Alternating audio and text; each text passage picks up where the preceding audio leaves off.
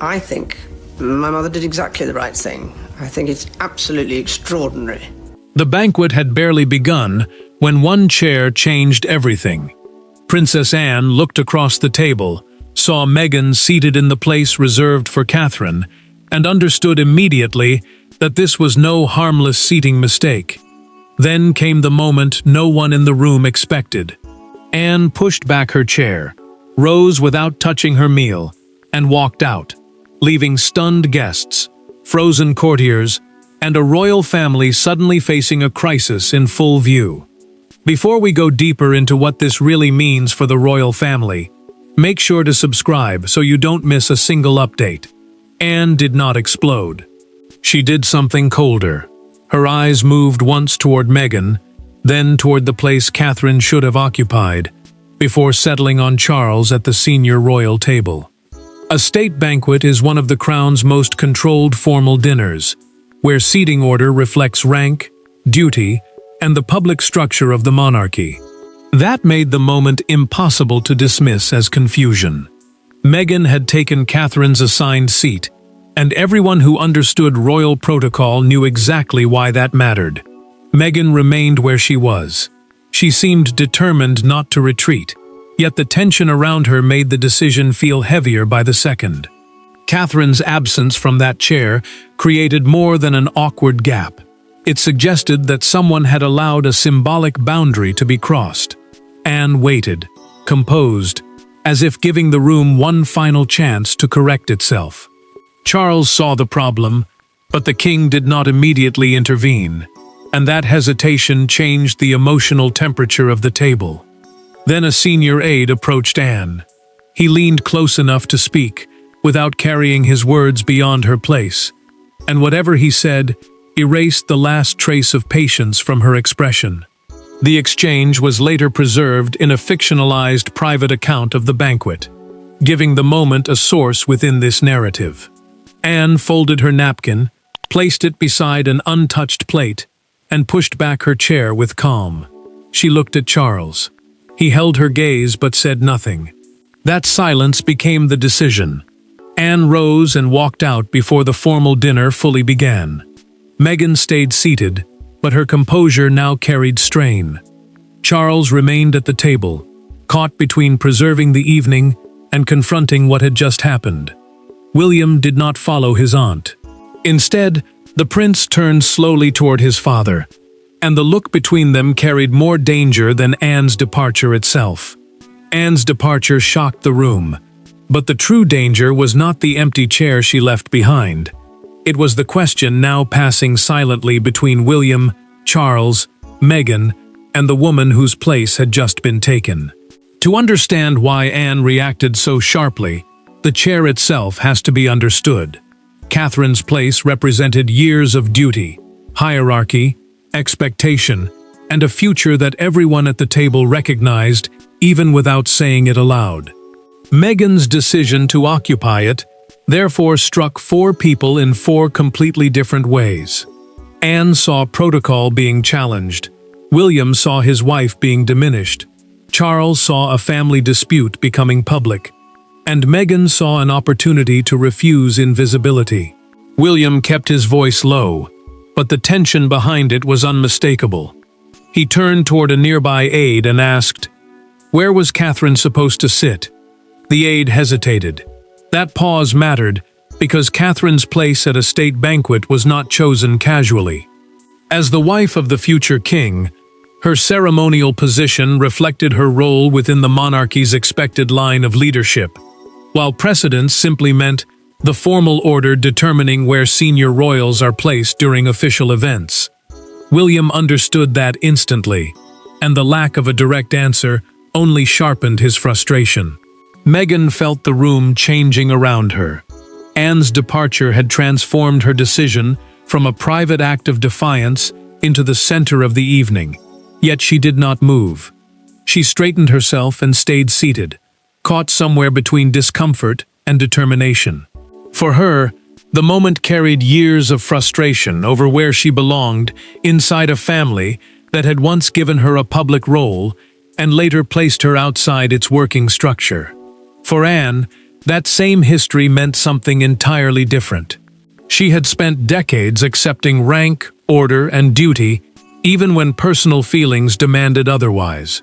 Charles watched both sides without finding an easy escape. The king knew William was no longer questioning a simple seating error, and he also knew Meghan would see any sudden removal as a public rejection. Catherine, meanwhile, had entered the evening with incomplete information. According to a fictionalized documented account of the banquet preparations, she had been told her position might be adjusted because of diplomatic arrangements. She had never been told that Meghan could occupy the place assigned to her.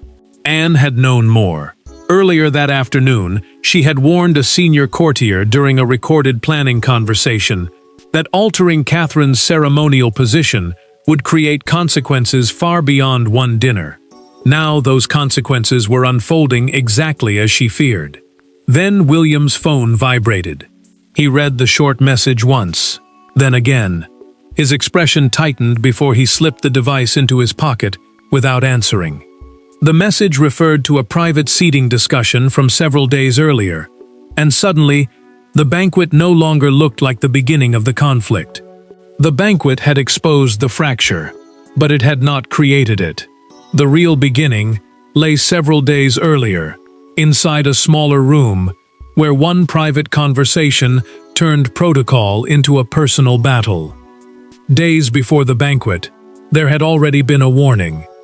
Behind closed doors, a discussion over returning Sussex participation in selected royal occasions became unexpectedly personal when Catherine's ceremonial position was raised. What began as a technical conversation about invitations shifted into something far more dangerous, a dispute over recognition, precedence, and whether past departures should permanently determine future treatment. One sentence spoken in that room would later explain exactly why Anne refused to remain seated. Meghan entered the planning discussion already frustrated. Every detail seemed to remind her that returning to a royal event did not mean returning to her former place inside the working family. Palace planners had to decide who would attend, where each guest would sit, and how non-working royals would be positioned beside those carrying official duties. A seating chart was more than a diagram. It was the approved order showing how rank, responsibility, and diplomatic importance would be represented during the evening. Meghan understood what that order said about her, and she hated the message. Catherine refused to make the matter personal. She told those involved that the state occasion should remain focused on the visiting guests and the crown rather than becoming another family contest. Her restraint was meant to lower the temperature, but it produced the opposite effect. Some interpreted her willingness to avoid confrontation as room for further compromise. Anne saw danger in that immediately. She had spent years defending consistency because, in her view, ceremonial rules meant nothing if they changed whenever emotions became uncomfortable. Then came the sentence that changed everything. 3 days before the banquet, during a closed seating meeting later described in a fictional documented account, Meghan told a palace planner, "I will not be placed behind Catherine, as though I no longer belong to this family." The remark reached Anne that same evening, through a recorded briefing given by a senior courtier. She did not dismiss it as frustration. She heard it as a direct challenge to an order the palace had already settled. Anne studied the revised seating chart in silence. Meghan had been moved closer to the senior royal grouping, meaning the cluster of family members placed nearest the monarch because of their formal roles. Catherine's original position had also shifted. Anne picked up a pen, circled that place once, and pushed the page back toward the courtier. "Do not alter this," she said. Then came the warning. Changing it would be a line crossed. By banquet night, that line had been crossed. Anne saw Meghan in Catherine's place and immediately understood that the argument from 3 days earlier had somehow reached the table. Her walkout was not sudden outrage. It was the consequence of a warning she believed had been ignored. And once the doors closed behind her, Anne did not disappear into silence. She headed toward the private corridor where Charles was expected to follow. By the time the banquet began, Anne was not reacting to a surprise. She was reacting to a warning she believed had been deliberately dismissed, and now Charles would have to answer for it face to face. The confrontation happened away from the guests, but there was nothing quiet about its meaning. Anne did not demand an explanation for Meghan's behavior. She demanded one from Charles. In her mind, the deeper violation was not that someone had taken Catherine's place. It was that the king's household had allowed the situation to survive long enough for the banquet doors to open. For brother and sister, protocol suddenly became personal, and decades of loyalty collided with one unbearable question. Anne reached the adjoining room first and closed the door herself. Charles followed moments later, leaving the aides outside and stripping the crisis of ceremony. The crown's household meant the staff and officials responsible for carrying out the monarch's formal arrangements, and that was exactly why the failure mattered. Someone inside that structure had allowed a disputed seating plan to become reality. Anne turned toward her brother and did not soften the words. "You knew what that chair meant." Charles absorbed the accusation before answering. He told her the entire evening could not be destroyed over a place at a table. The response only sharpened her anger. Anne had spent decades avoiding public spectacle because she believed royal duty required discipline, which made her decision to walk out even more serious. She had not left impulsively. She had left because staying felt like accepting a decision she had already warned against. "Why did you allow this?" Anne asked. Charles finally pushed back. He was trying to keep peace with Harry and Meghan while preventing William and Catherine from feeling deliberately diminished, and the balance had become impossible. The king admitted he had approved a last-minute compromise intended to reduce tension around Meghan's position. But he insisted on one point. He had never authorized Catherine's assigned place to be physically taken. That admission changed the argument immediately. Anne stopped speaking for a moment. Then she revealed, through the earlier recorded planning briefing already passed to her, that she had specifically warned palace staff not to alter Catherine's position. She had even marked the original place herself. Charles now understood that his compromise had been carried further than he intended, and that someone between his approval and the final banquet arrangement had made an additional decision. The silence became heavier. Anne asked the question neither of them could avoid. Who gave the final instruction? Charles did not answer. His hesitation no longer looked like an attempt to protect Meghan. It looked like uncertainty. The king could defend the compromise he had approved, but he could not explain how that compromise became a direct displacement of Catherine. And somewhere between the monarch's instruction and the banquet table, someone had made a choice powerful enough to provoke Anne's walkout. Once the shouting stopped, the palace faced a colder problem. Who had actually changed the plan? A state banquet does not operate on improvisation. Names are checked, places approved, movements rehearsed. Yet Catherine's position had been displaced. Meghan had been allowed to remain, and no one seemed willing to own the final decision. Charles now faced an uncomfortable possibility, that his attempt to keep the family calm had created enough ambiguity for someone else to seize control. Charles returned to a private office, with the argument still burning in his mind.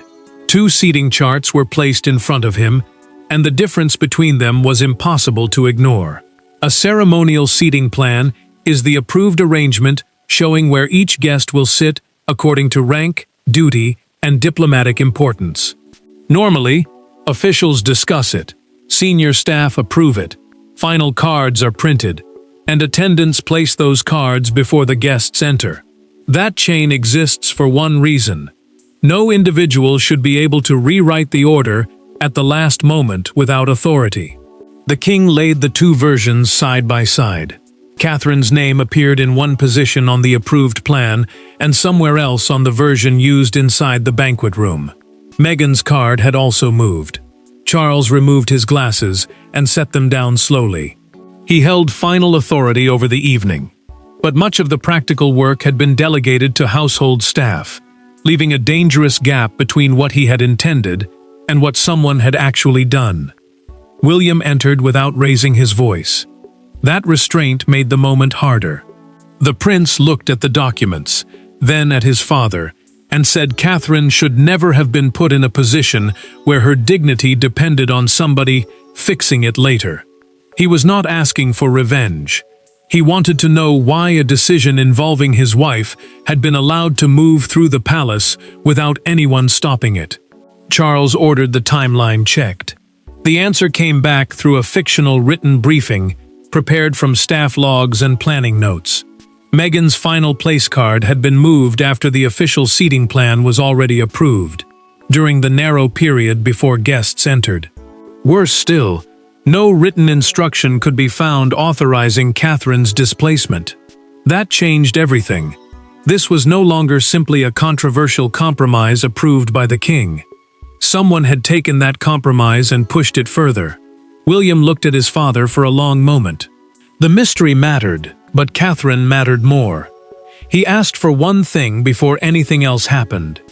She would hear the truth from him, not from an aide, not from a palace statement, and certainly not from whatever version reached the public first. The mystery of the chair was becoming clearer, but for William, the paperwork no longer mattered. Someone had publicly diminished Catherine, and now he had to tell her exactly what had happened. Catherine did not learn about the walkout from a headline. She heard it from William. Away from the banquet hall, the story was stripped of ceremony. Meghan had taken her place, Anne had walked out, and Charles had failed to stop the situation before it became visible. Catherine listened without interrupting. Yet the detail that affected her most was not the chair itself. It was the knowledge that people around her had already been arguing over her position without including her. William found her before palace staff could shape an official explanation. He wanted the truth to reach her without softening, delay, or carefully chosen language. Catherine had never treated precedence as a weapon. For her, ceremonial rank meant the formal order used to reflect duty and responsibility at royal occasions, not a tool for humiliating someone else. That was why the incident cut so deeply. Her place had carried meaning, but she had never wanted that meaning used to create another family battle. William told her everything. He described Anne rising from the table, Charles hesitating, and the confusion over who had moved the final place card. Then, he admitted something harder. He had almost followed his aunt out. Catherine looked at him and asked only one question. "Why didn't you?" The prince paused before answering. As heir, he knew leaving might have turned a private crisis into a full public collapse. And staying had felt like choosing duty over instinct. Catherine absorbed that quietly. She was hurt that Meghan appeared to believe recognition could only be reclaimed by occupying someone else's place, but she refused to turn the pain into punishment. Then she revealed something William had not known. Earlier that day, she had received a vague palace message saying there might be a seating adjustment. The message, preserved in a fictional documented account of the evening, gave no warning that her place itself could be reassigned. It proved uncertainty existed before the banquet began. Then Catherine surprised him. She did not ask for Meghan to be removed. She did not demand an apology before the evening continued. Instead, she asked William to bring Anne back. The monarchy, she believed, could survive an insult more easily than a permanent family rupture played out inside a state occasion. William stared at her, realizing what she was asking him to do. Catherine looked down for several seconds, then said quietly, "Don't make this about defending me. Fix what it has done to all of you." Her refusal to answer humiliation with humiliation changed the direction of the crisis, sending William toward the one person whose return could transform Anne's walkout from rebellion into something far more consequential. The most important conversation of the night did not happen beneath chandeliers or in front of diplomats.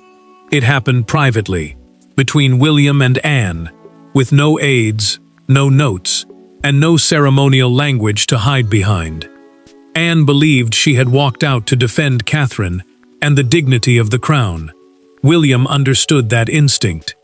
But he carried a message from Catherine herself, one that forced Anne to reconsider what loyalty demanded after the dramatic gesture was over. William found her away from the banquet rooms, sitting alone after refusing several quiet requests to return. He closed the door behind him and took the seat opposite her.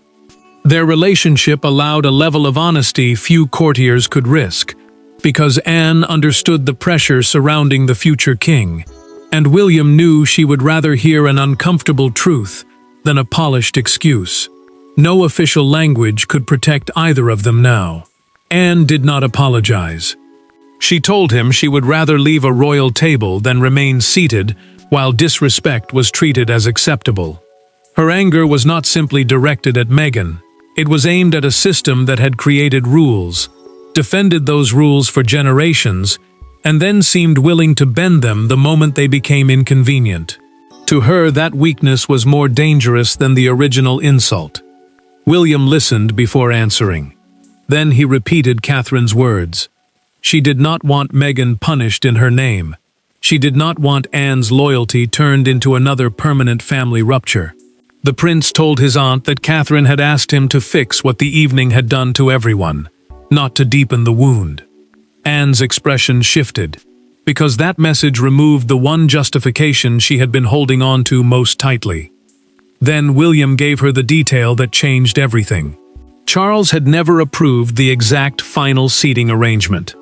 The king had agreed to a compromise, but not to Catherine's direct displacement.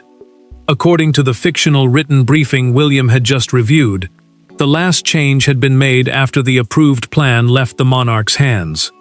Anne had believed her brother knowingly allowed the insult. Now she understood that the failure was more complicated. Anne stayed silent for several seconds. William asked her to return. She agreed, but only on one condition. The seating mistake had to be corrected without turning Meghan into a public target. William promised it would be handled quietly. Anne reached for the handbag beside her chair and stood. When she re-entered, the disputed seat was no longer occupied. The banquet resumed under a revised arrangement, and the meaning of her walkout changed instantly. Anne had made her point by leaving, but her decision to return would determine whether the world remembered the night as a family collapse, or as the moment the monarchy drew a boundary and then chose restraint. By morning, the palace could no longer contain what had happened. The public did not need leaked minutes or anonymous briefings. One photograph told the entire story. Anne's chair empty at the royal table, while guests sat rigidly around it, taken only moments after she had walked out. The image became more powerful than any official explanation, because viewers immediately understood its message. Something had gone badly wrong inside a ceremony designed to show perfect control. Anne watched the coverage without satisfaction. Palace officials had already issued a tightly worded explanation, calling the dispute an internal ceremonial misunderstanding that had been corrected before the principal part of the evening continued. In simple terms, the palace was saying the mistake had been fixed before the banquet fully resumed. But the statement could not compete with the photograph. The empty chair had become a symbol, and symbols were much harder to control than carefully chosen words. Meghan saw the same image and understood the danger immediately. Whatever she believed about why she had taken Catherine's place, the public now saw her sitting farther along the table, while Anne's chair stood empty. The picture made the entire conflict appear simple, even though the reality had been more complicated. Commentators split sharply. Some praised Anne for defending royal order, while others argued that walking out of a state occasion had turned a private disagreement into a spectacle witnessed by the world. Then one front page pushed the story even further. A fictional morning newspaper printed the enormous headline, "The Empty Chair," above the banquet photograph. Anne remained absent from her place, while Meghan was still visible in the frame. The image spread quickly, because it captured humiliation, defiance, and fracture without needing explanation. For the monarchy, that mattered, because state occasions are designed to project stability. Instead, one frozen moment now suggested division inside the family itself. Anne paused the television on that photograph. She stared at the empty place for several seconds, then switched the screen off. Her walkout had forced the mistake to be corrected, but she could now see the cost. She had wanted to defend the institution. Instead, she feared she had helped expose its weakness. Meghan watched another broadcaster replay Anne's return later in the evening. That detail changed the tone. The princess had not abandoned the banquet completely. She had returned only after the seating arrangement was corrected, turning the gesture from simple rebellion into a demand followed by restraint. The photograph made the conflict unforgettable, but an image could show only who left and who remained. It could not explain what each person finally chose once the anger had cooled. In the end, the crisis was never truly about furniture. The chair mattered because everyone involved understood what it represented: belonging, duty, hierarchy, recognition, resentment, and the fragile line between family emotion and royal responsibility. Anne's walkout exposed that line in the most dramatic way possible. Yet what happened afterward carried the greater meaning. Catherine refused revenge. William demanded accountability. Charles accepted responsibility. Anne returned. And Meghan discovered that forcing recognition could not create the acceptance she wanted. Charles moved first, to close the gap that had allowed the crisis to happen. The palace restored Catherine's established ceremonial position and required any future late change involving senior family placement to receive direct final approval. That meant no last-minute adjustment affecting the monarchy's most important public roles could be made without clear authority. The king also accepted privately that his attempt to keep everyone satisfied had created ambiguity, and ambiguity had given the conflict room to grow. Anne carried a different burden. In a later private conversation, she sat with Catherine and admitted that remaining at the banquet had felt like silent approval of what had happened. She began to explain why she left, but Catherine stopped her before the defense became longer than it needed to be. She reached across the table and said, "You came back. That mattered more." For Anne, those words changed the meaning of the night. Her loyalty had been measured not only by the moment she stood up, but by the moment she chose to return. Meghan faced Catherine later, in a brief, restrained exchange. There was no dramatic reconciliation and no instant repair. But she acknowledged that taking the disputed seat had created an insult greater than she intended. Catherine did not demand submission in return. She made clear that recognition could not be built by pushing someone else aside, and Meghan understood that the argument over belonging had crossed into something more personal than she had expected. William eventually saw the deeper lesson. Anne's walkout had forced attention onto the problem, but her return carried greater weight inside the family. The prince understood that principle did not require permanent rupture. Charles reached the same conclusion. The monarchy could not survive by pretending conflict did not exist, but neither could it survive if every grievance became a reason to break apart. The verdict was clear. Anne's walkout became both warning and lesson.